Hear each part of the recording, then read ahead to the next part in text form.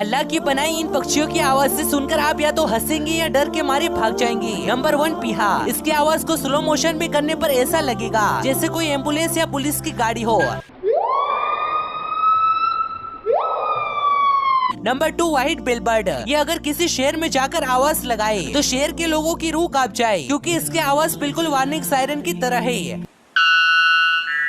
Number 3, cassowary, जिसकी आवाज बिल्कुल किसी रॉयल एनफील्ड जैसा है।